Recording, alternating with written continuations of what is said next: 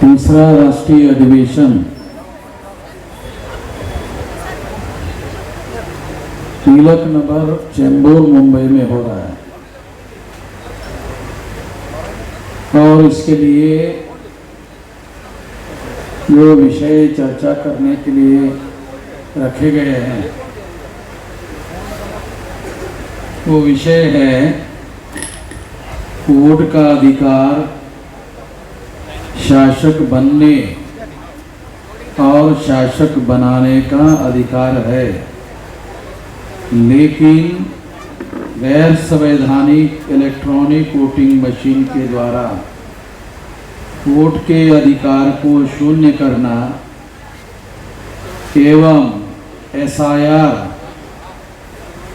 पुनरीक्षण के द्वारा एससी, एसटी, ओबीसी और माइनॉरिटी को वोटर लिस्ट से गायब करना शासक जातियों का षड्यंत्र है, ये गंभीर चर्चा है। दूसरा विषय है ओबीसी की जाति आधारित गिनती ना करना, मंडल कमीशन और सच्चर कमीशन को लागू ना करना, हिंदू मुसलमान के नाम पर आपस में झगड़ा लगाना, ये शासक वर्ग का षड्यंत्रकारी चाल है, एक चर्चा। ऐसे दो प्रमुख विषय यहाँ रखे गए हैं। साथियों, मैं केवल 2-3 महत्वपूर्ण बातें आप लोगों को बताना चाहता हूँ। एक तो देश में वास्तविक लोकतंत्र होने की जो पूर्व शर्त है रूलिंग पार्टी होना और मेन अपोजिशन पार्टी, मजबूत मेन अपोजिशन पार्टी होना, ऐसा बाबा साहब अम्बेडकर के द्वारा कहा गया है।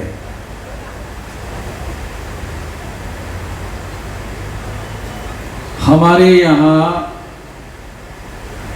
दिखने में ये दिखाई दे रहा है कि एक ruling party Bharatiya Janata party है और दूसरी उसके विरोध में मेन अपोजिशन पार्टी कांग्रेस है।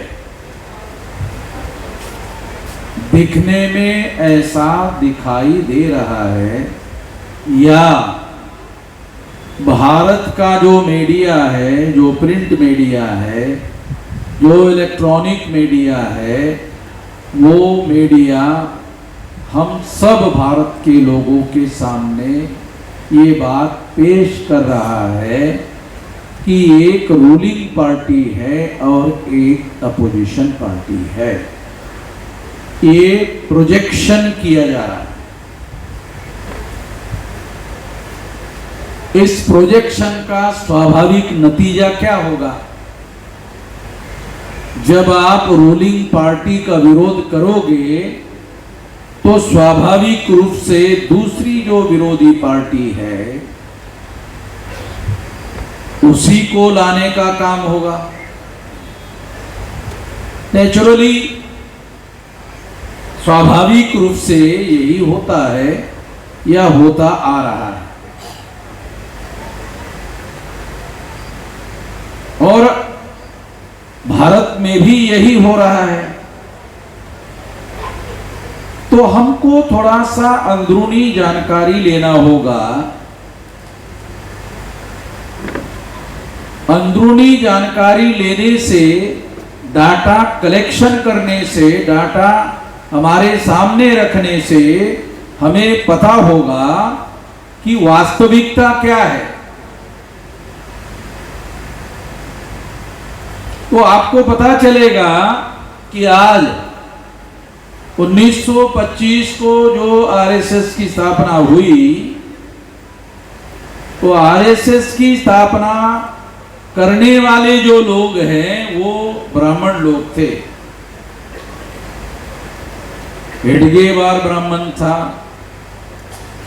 चंद्रपुर का, गोलवलकर भी ब्राह्मण था। तो हेडगेवार ने या गोलवलकर ने संघ के द्वारा एक राजनीतिक पार्टी का निर्माण किया।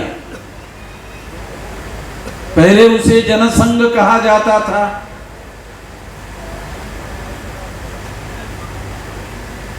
नए जो नौजवान लोग हैं शायद उन लोगों को यह जानकारी नहीं होगी, मगर यह जानकारी होना चाहिए कि पहले जो राजनीतिक दल संघ के द्वारा स्थापित किया गया था उसका नाम जनसंघ था।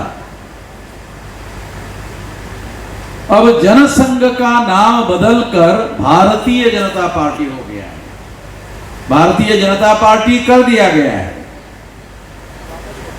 जनता पार्टी में जनसंघ को विलीन कर दिया गया था इमरजेंसी के विरोध में, और सब विरोधी पार्टी के लोग जिनको इंदिरा गांधी ने जेल में डाला था सारे लोग इकट्ठा हो गए और उन्होंने जनता पार्टी बनाई थी। उस जनता पार्टी में जनसंघ को भी शामिल कर लिया गया।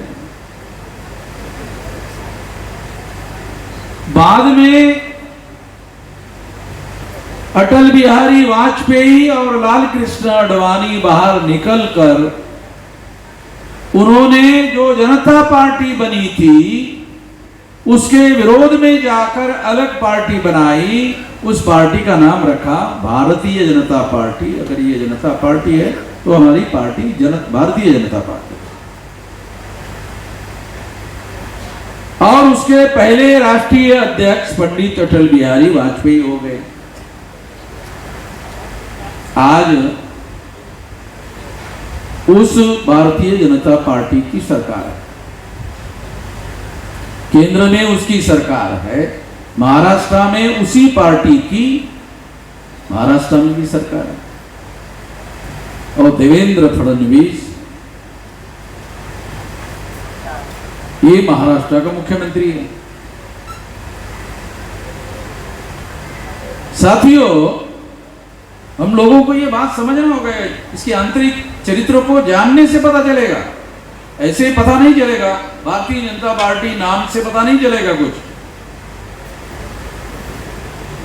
वो ये वास्तविक रूप से आरएसएस के द्वारा और ब्राह्मणों के द्वारा बनाया हुआ राजनीतिक दल था, जिसका प्रथम राष्ट्रीय अध्यक्ष पंडित अटल बिहारी वाजपेयी को बनाया गया।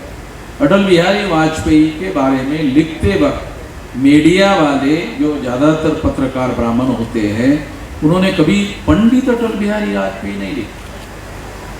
मैं आपको कह रहा हूं, मैं जानता हूं इसलिए कह रहा हूं, मैं जानता हूं और आप लोग नहीं जानते तो मेरी जिम्मेदारी बनती है कि आपको जानकारी दे दी जाए कि पंडित अटल बिहारी वाजपेयी ब्राह्मण है। और ब्राह्मणों को नॉर्थ इंडिया में अगर वो जन्मजात गधा भी हो तो भी उसको पंडित कहा जाता है। अगर मान लो जन्मजात गधा है, अनपढ़ है, गवार है, फिर भी बोलने का एक रिवाज है नॉर्थ इंडिया में। इधर महाराष्ट्र में नहीं है, नॉर्थ इंडिया में ऐसा रिवाज है। और वो लोग बोलते पंडित जी पंडित जी पंडित जी पंडित जी, मतलब वो बच्चा भी रहता है तो भी पंडित जी ही रहता है।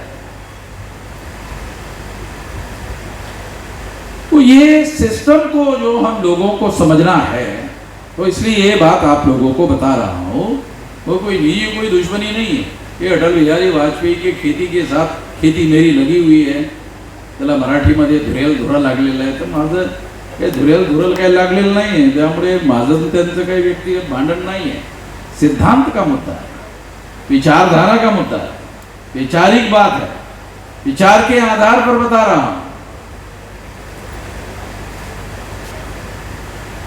दूसरी बात है वो है नेशनल कांग्रेस।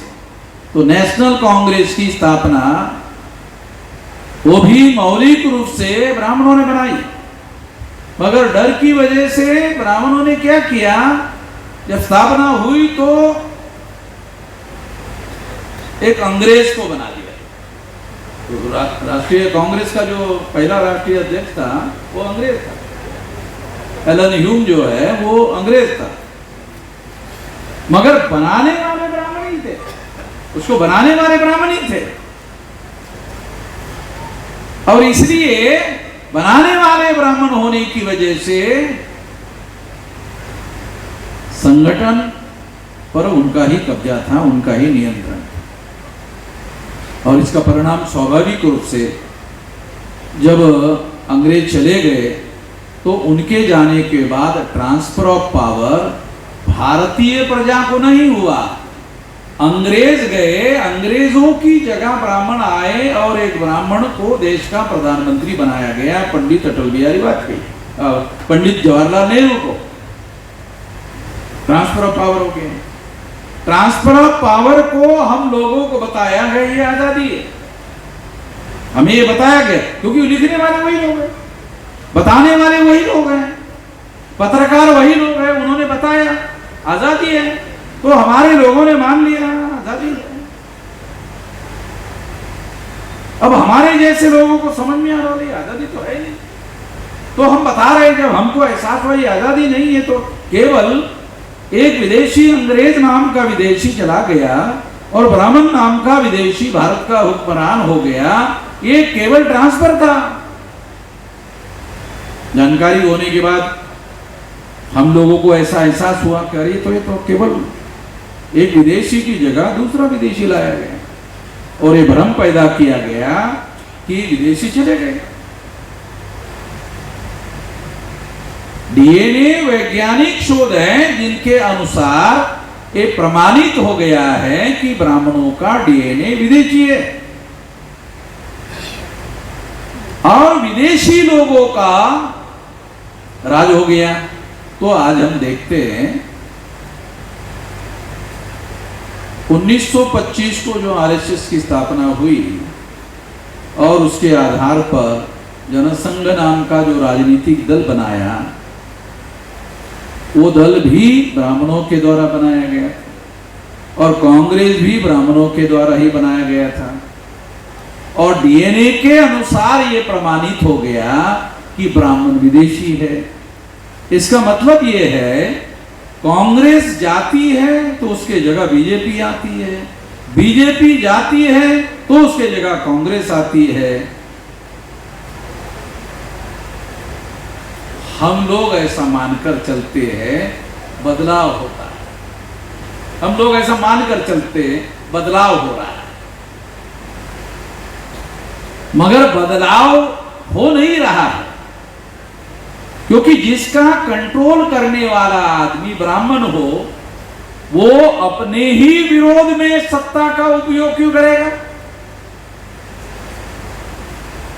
गधे से गधा ब्राह्मण को धरो और उसको उसके हाथ में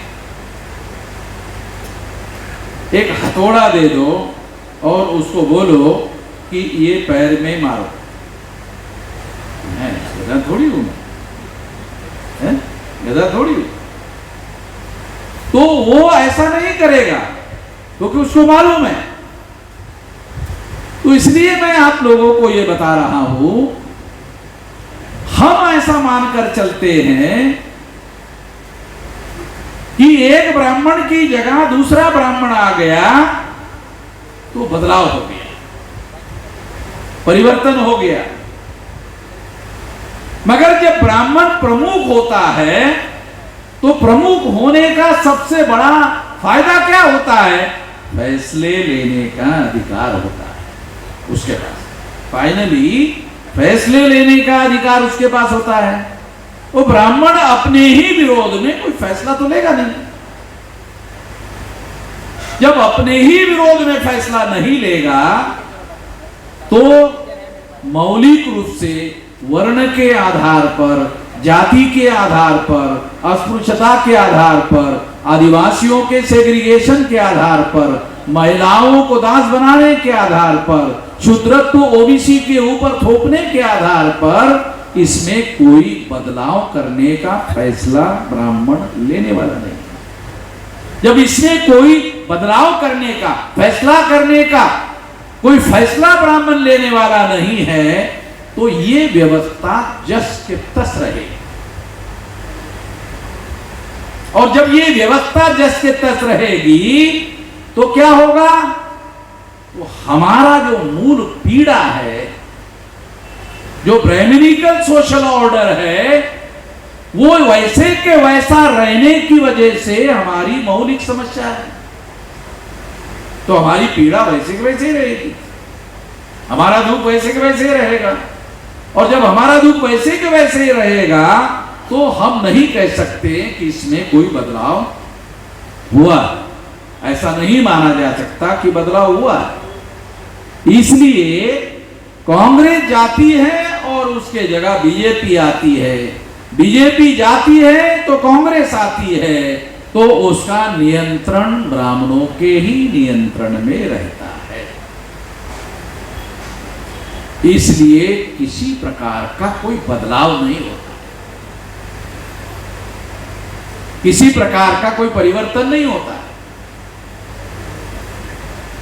क्योंकि उनको परिवर्तन नहीं चाहिए, ब्राह्मणों को परिवर्तन नहीं चाहिए। परिवर्तन से तो मान लो जो बहुत ऊंचाई पर बैठा हुआ है, अगर परिवर्तन हो गया तो सबसे ऊंचाई पर बैठा हुआ जो ब्राह्मण है धड़ाम से नीचे गिर जाएगा। जो सबसे ऊपर बैठा हुआ है अगर वो नीचे गिर गया तो धड़ाम से नीचे गिरेगा, और जितना ऊंचाई से नीचे गिरेगा उतना ज्यादा नुकसान होगा। ऐसा क्यों करेगा? ब्राह्मण तो बुद्धिमान होते हैं तो गधा भी नहीं करेगा। ब्राह्मण तो बुद्धिमान होते हैं, ऐसा काम तो गधे भी नहीं कर सकते। इसलिए परिवर्तन नहीं। जब परिवर्तन नहीं होता है तो निश्चित रूप से परिवर्तन करने के लिए कोई और सोचने की जरूरत है।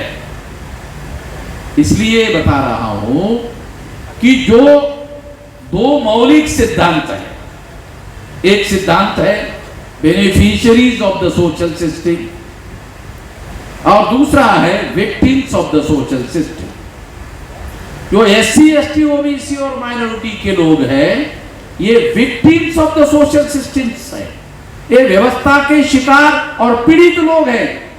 और beneficiaries of the social system में ब्राह्मण और तत्सम जो ऊंचे जाति के लोग हैं वो beneficiaries of the social system में है। तो जो beneficiaries of the social system है वो इसको बरकरार रखना चाहते हैं, और जो victims of the social system है वो इसको बदलना चाहते हैं। तो तब तक परिवर्तन नहीं होगा जब तक victims of the social system, जो व्यवस्था के शिकार लोग हैं, वो जब तक व्यवस्था के नियंत्रण में नहीं आते हैं, उनके नियंत्रण में जब तक व्यवस्था नहीं आती है तब तक बदलाव नहीं हो सकता।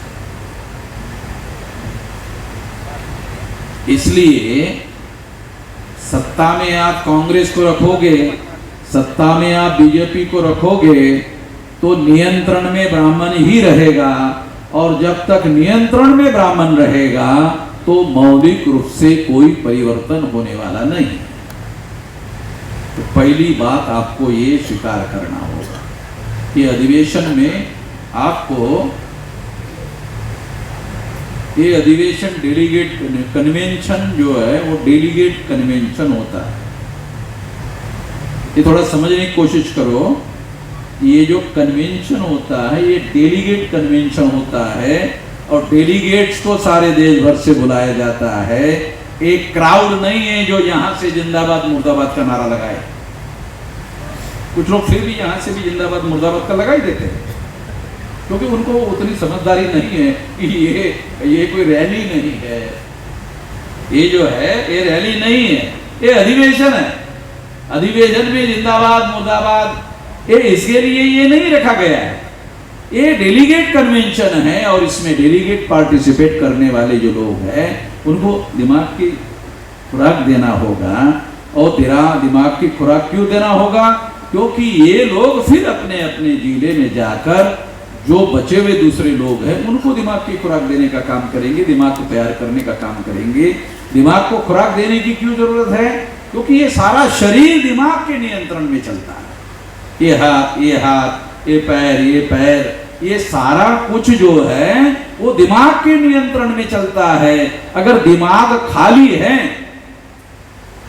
तो फिर ब्राह्मण भरता रहेगा, उसमें कूड़ा करकट भरता रहेगा, और हमारे करोड़ों लोगों के दिमाग में कूड़ा करकट तो वो भरते रहते हैं, और वो कूड़ा करकट जैसा भरते हैं वैसा हमारे लोग करते भी रहते हैं।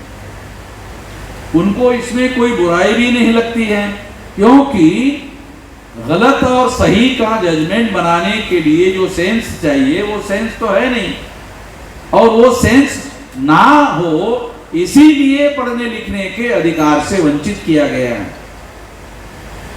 ये भी हम लोगों को ठीक से समझना होगा। तो इसलिए साथियों, मैं आप लोगों को जो मौलिक बात समझाने का प्रयास कर रहा हूं वो मौलिक बात ये है कि जिनको परिवर्तन चाहिए उनके नियंत्रण में सत्ता चाहिए। हम क्या करते हैं, हम लोग सेकुलर पार्टी समझकर कांग्रेस को वोट देते हैं, हम सोशलिस्ट पार्टी समझकर कांग्रेस को वोट देते हैं कि ये हमारा परिवर्तन करने का काम करेगी। वो तो ब्राह्मणों की पार्टी है। और मैं तो ऐसा मानता हूं, जितनी मेरे पास समझदारी है, कि Congress is more danger than BJP. मैं जी जो समझदारी है वो समझदारी ये कहती है कि Congress is more danger than BJP. क्यों? आप बोलेंगे क्यों? हमको तो नहीं समझ में आ रहा है। आप बोलेंगे हमको तो नहीं समझ में आ रहा है। अरे बीजेपी के लोग जो आपके साथ बदमाशी कर रहे हैं तो दिखाई दे रहे हैं ना, ये बदमाश लोग हैं, ये बीजेपी के लोग हैं और ये बदमाश लोग हैं, ये दिखाई दे रहे हैं। कांग्रेस वाले आपकी ही बोली बोलते हैं, सोशलिज्म की बोली बोलते हैं, सेकुलरिज्म की बोली बोलते हैं, पिछड़े वर्ग के लोगों को अधिकार देने की बात करते हैं, अनुसूचित जाति के विरोध में होने वाले अत्याचार को दूर करने की बात करते हैं। तो हमारे लोगों को क्या लगता है? हमारी बोली बोलते हैं, बोली हमारी बोलते हैं और हमारा समर्थन लेते हैं, और समर्थन लेने के आधार पर सरकार बनाते हैं, और सरकार बनाने के बाद उनका ही काम करते हैं। हमारे लोगों का काम नहीं करते। आज भी 75 साल से ज्यादा समय हो गया, आज भी लोग भूखमरी के कगार पर बहुत बड़े संख्या में हमारे लोग हैं, एससी एसटी ओबीसी माइनॉरिटी के लोग भूखमरी के कगार पर हैं, और इतना लंबा समय होने के बावजूद भी उनकी भूखमरी खत्म करने में वो कामयाब नहीं हुए। क्यों? क्योंकि जो बजट बनता है, अभी भारत सरकार का बजट 50 लाख करोड़ से भी ज्यादा है। भारत सरकार का एक साल का बजट 50 लाख से भी ज्यादा करोड़ का, 50 लाख करोड़। जब मैं ये आंकड़ा बता रहा हूं, कितने लोगों की समझ में आ रहा? 50 लाख करोड़ आ रहा? समझ में आ रहा? मेरे को समझ में नहीं आता, आप लोगों को कैसे आएगा? 50 लाख करोड़, करोड़ की आप लोग बहुत करोड़ 50 करोड़ की बात कर रहे हैं। हमारे लोग शायद सोचते होंगे, आप लोग कैसे 50 करोड़ की बात हो रही है। 50 करोड़ की बात नहीं है, 50 लाख करोड़। दूसरे तरीके से बताने से थोड़ा बहुत समझ में आता है। इतना पैसा भारत सरकार के पास एक साल में आता है, राज्य सरकार के पास अलग आता है, महानगर पालिका के पास अलग आता है, जिला पंचायत के पास अलग आता है, नगर पालिका के पास अलग आता है। हर संस्था का बजट है और हर संस्था को टैक्स लगाने का अधिकार है as per the provision of the constitution. तो पैसा इकट्ठा करने का अधिकार है, टैक्स लगाने का अधिकार है, पैसा इकट्ठा करके खर्चा करने का अधिकार है, और जितना टैक्स इकट्ठा होता है उसका कंपल्शन है, कानून, मार्च के पहले खर्चा होना ही चाहिए, उससे आगे नहीं लेके जाना है। वो उधर ही जिस साल का आपने टैक्स लिया उसी साल में वो खर्चा भी होना चाहिए। तो इतने साल से हो रहा है, फिर भी 80% से ज्यादा लोग अभी भी गरीबी रेखा के नीचे जीवन यापन कर रहे हैं, भूखमरी, गरीबी से भी आगे है एक लाइन, भूखमरी लाइन, भूखमरी में जी रहे लोग हमारे, और उन्हीं लोगों के हाथ में सत्ता है।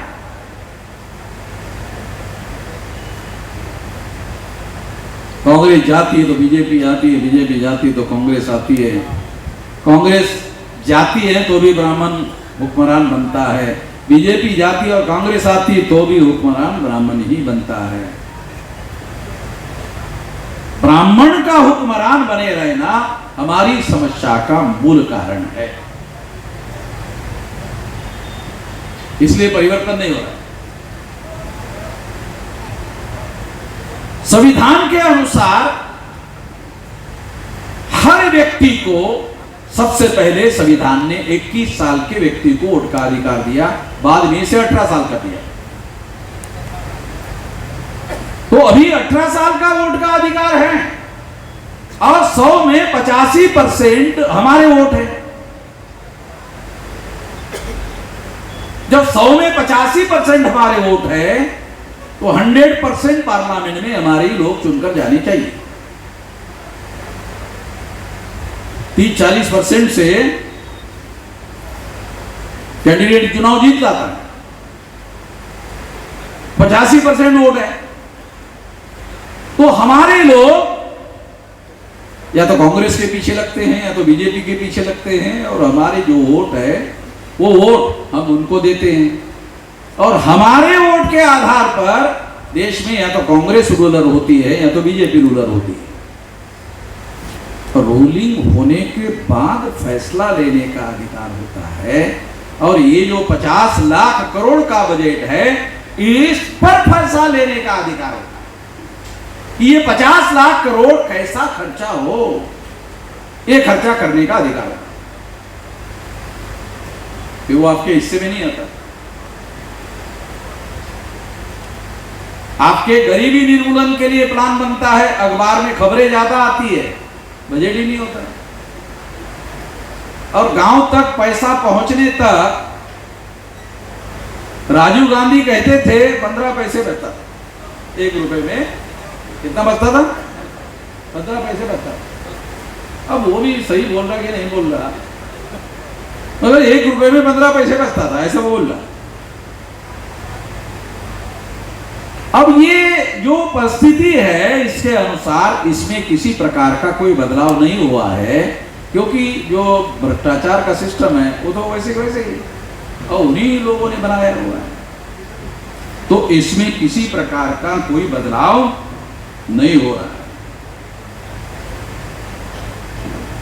तो हम लोगों को वोट के अधिकार का उपयोग, अब हमारे भारत में कितने लोगों को ये पता है कि अमेरिका में, यूरोप में और दुनिया के दूसरे देशों में वोट का अधिकार के लिए वहां के लोगों को आंदोलन करने पड़े तो वोट का अधिकार मिला, वोट के अधिकार के लिए आंदोलन करने पड़े। 26 जनवरी 1950 को जब संविधान लागू हुआ तो क्या किसी ने वोट का अधिकार मिलने के लिए कोई आंदोलन किया भारत में, किसी SC, ST, OBC माइनॉरिटी के लोगों ने? अमेरिका जैसे देश में, यूरोप जैसे देश में, इंग्लैंड जैसे देश में महिलाओं को वोट का अधिकार नहीं था। इतना एडवांस कंट्री, महिलाओं को वोट का अधिकार नहीं था। भारत में स्त्री पुरुष का तो छोड़ो, उससे भी आगे एडल्ट फ्रेंचाइज, हमारे लोगों को तो ये बात एडल्ट फ्रेंचाइज का ये समझ में नहीं आता। एडल्ट फ्रेंचाइज यहां तो स्त्री पुरुष के भेद का तो छोड़ो, उससे आगे एडल्ट फ्रेंचाइज, प्रौढ़ मताधिकार, जिसकी उम्र 21 साल हो गई उसको संविधान ने वोट का अधिकार दे दिया, किसी ने आंदोलन नहीं किया। फिर उसके बाद उसको 18 साल का कर दिया गया। तो वोट का अधिकार के लिए दूसरे देशों में मारकाट हुई, खून खराबा हुआ, बहुत बड़े बड़े आंदोलन हुए, उसके बाद वोट का अधिकार मिला।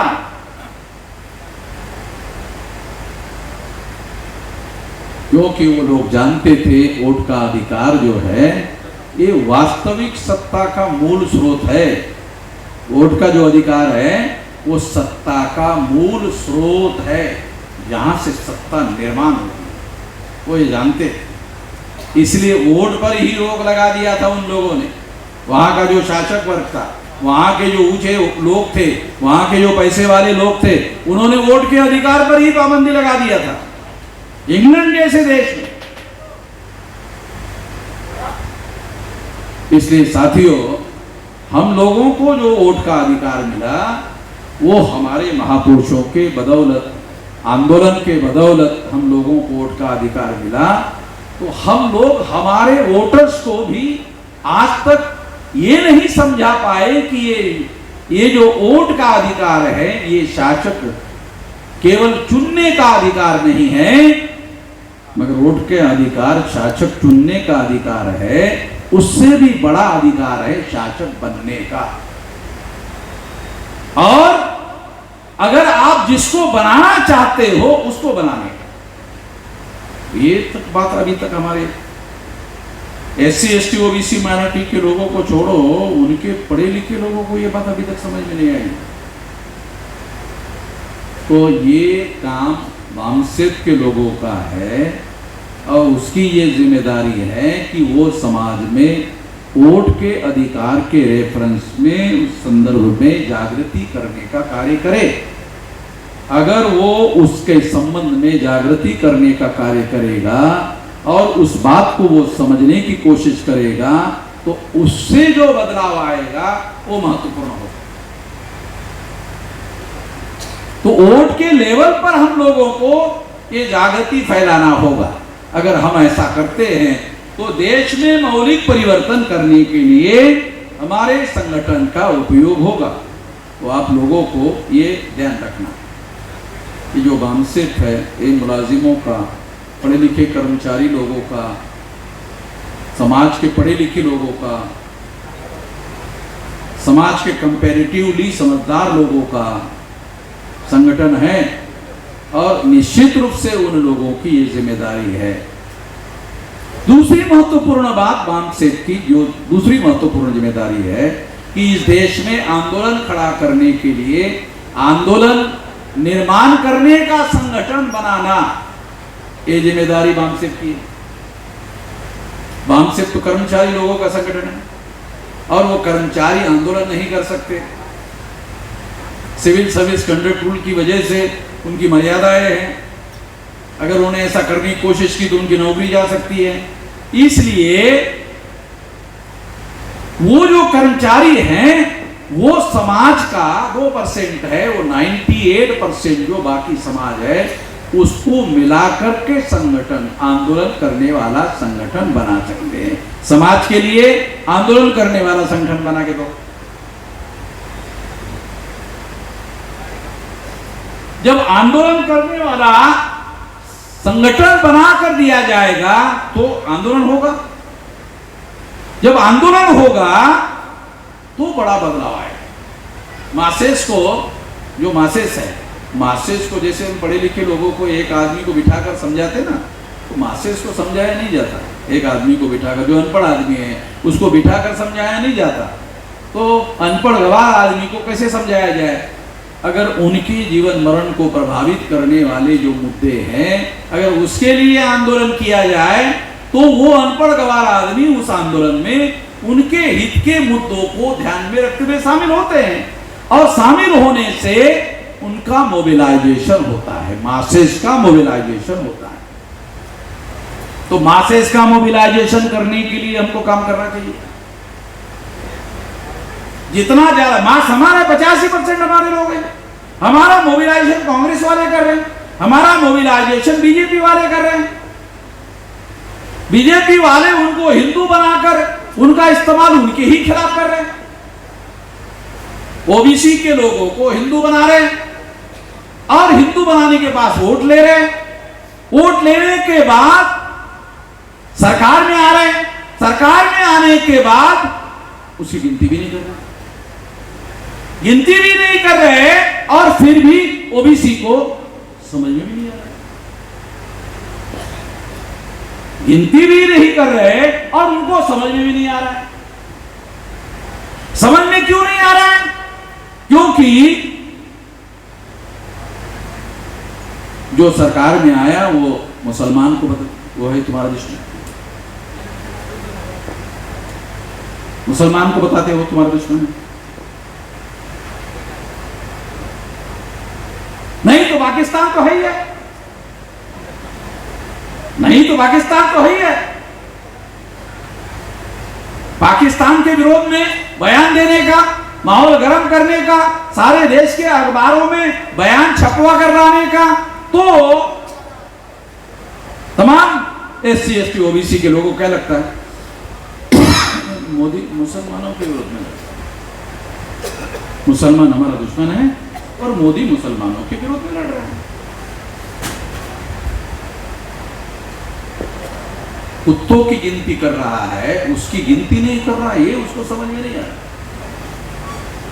कुत्तों की गिनती कर रहा है मगर वो तुम्हारी गिनती भी नहीं कर रहा है। उधर महाराष्ट्र में कभी कभी झगड़ा होता है, महाराष्ट्र में कभी कभी झगड़ा होता है तो गर्मा गर्मी होती है, तो गर्मा गर्मी में मराठी में हमारे लोग जो है इधर बोलते हैं, मैं तेरे को क्या गिनता हूं बे। गिनना बहुत इंपॉर्टेंट बात है, ऐसा बोलते हैं ना। कभी कभी झगड़ा होता है और झगड़े में अबे मैं तेरे को क्या गिनता हूं क्या, तो गिनना बहुत ज्यादा जरूरी है, गिनना बहुत महत्वपूर्ण बात है।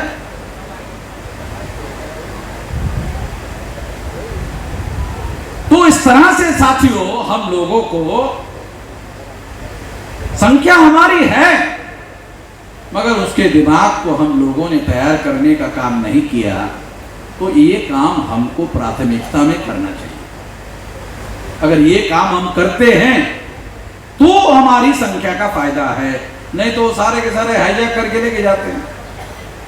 फिर कुछ लालची किस्म के लोग, जैसे मोदी जैसा है, उसको प्रधानमंत्री बना दिया। एक कोई OBC का एक आदमी है, उसको प्रधानमंत्री बना दिया उसको प्रधानमंत्री।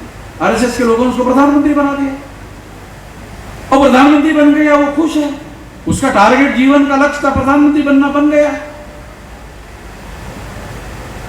OBC का आदमी देश का प्रधानमंत्री हो गया मगर OBC की गिनती नहीं कर पा रहा।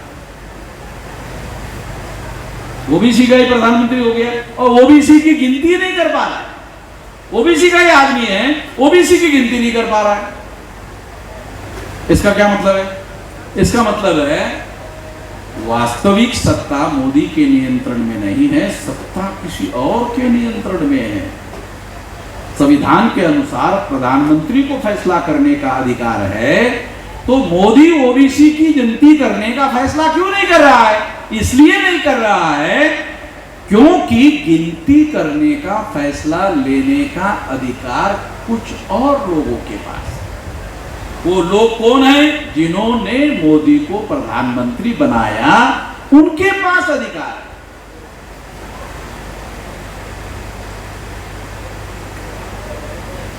वो लोग बाहर, वो सत्ता के बाहर है, मोदी सत्ता में है। तो जो सत्ता के बाहर है वो वास्तविक सत्ताधारी है, और जो सत्ता के अंदर है और डेली अखबार में दिखाई दे रहा है वो सत्ता में नहीं है। ये जो सत्ता का चरित्र हमारे देश में दिखाई दे रहा है, ये परिवर्तन क्यों आ रहा है? ऐसे क्यों दिखा है? ऐसा क्यों है? क्या मजबूरी थी RSS के लोगों को कि एक OBC के आदमी को देश का प्रधानमंत्री बनाना मगर उसके पास फैसला लेने का अधिकार ना हो? क्या मजबूरी थी? ये जो बामसेट के द्वारा, भारत मुक्ति मोर्चा के द्वारा, SC ST OBC के लोगों के द्वारा जो देश में आंदोलन चल रहा है और उसमें करोड़ों लोग सहभागी हो रहे हैं, हम लोग आंदोलन कर रहे हैं, उसमें करोड़ों लोग सहभागी हो रहे हैं और वो दिखाई दे रहे हैं, और डिस्ट्रिक्ट लेवल के पुलिस वाले जो है उसके फोटो निकाल कर मोदी को भेज रहे हैं, और दिल्ली में जा रहा है सारा का सारा, RSS के लोगों को पता चल रहा है, तब उनको लगता है नामधारी ही क्यों न हो मगर OBC को प्रधानमंत्री बनाना। ये जो नामधारी प्रधानमंत्री बनाया गया वो भी हमारी वजह से। एक तो प्रधानमंत्री नहीं बनाते मगर नामधारी बना दिया, नामधारी बना दिया, कामधारी नहीं नामधारी बना दिया, वो भी हमारी वजह से। ये हमारी वजह से बदलाव आ रहा है, ये इंटरनल बदलाव आ रहा है, परिवर्तन आ रहा है, क्योंकि उनको ऐसा लगता है कि वामन मेश्राम ओबीसी के जनगणना के आधार पर गिनती के लिए भारत बंद कर रहा है, 1 बार 2 बार। वो ऐसा करते करते 8-10 बार करने से तो ओबीसी लोग जो है वो इनके साथ आ जाएंगे। अगर इनके साथ जैसे चले गए फिर तो केंद्र की सत्ता पर इनका कब्जा हो जाएगा। ऐसा नहीं होना चाहिए, इसलिए नामधारी क्यों न हो, मोदी को प्रधानमंत्री बनाया गया ताकि ओबीसी को हमारे तरफ जाने से रोका जाए। परिस्थितियों में जो बदलाव आ रहा है वो बता रहा हूं आप लोग। कुछ लोगों को ऐसा लगता होगा कि हम खामखा शायद श्रेय ले रहे हैं, खामखा नहीं ले रहे हैं, खामखा श्रेय लेने का काम नहीं कर रहे हैं। मैं आपको कुछ तथ्य बता रहा हूं, उस तथ्य का विश्लेषण करके सबूत के साथ पेश करके बता रहा हूं। खामखा श्रेय लेने की बात नहीं कर रहा हूं। अन्यथा अडवाणी को आरएसएस ने कंपलसरी घर में बिठा दिया। अडवाणी ने मोदी को गुजरात का चीफ मिनिस्टर बनाया है, पता है आपको? अडवाणी ने, क्योंकि अडवाणी ने रथ यात्रा निकाली थी, अडवाणी ने मोदी को गुजरात का चीफ मिनिस्टर बनाया था और अडवाणी ने अटल बिहारी वाजपेयी को भी प्रधानमंत्री बनाया था। खुद प्रधानमंत्री बनने के बजाय अटल बिहारी को बनाया था,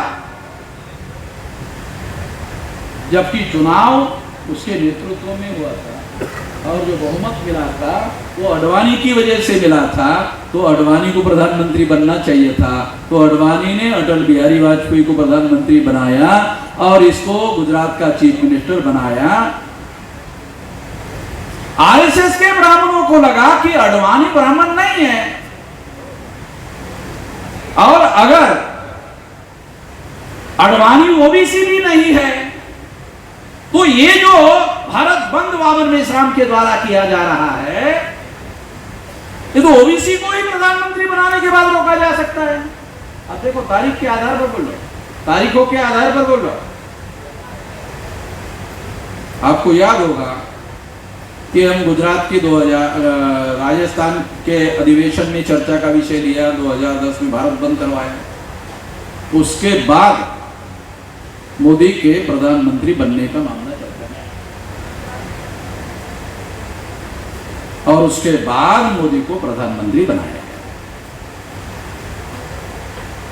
जबकि अडवाणी का नंबर था।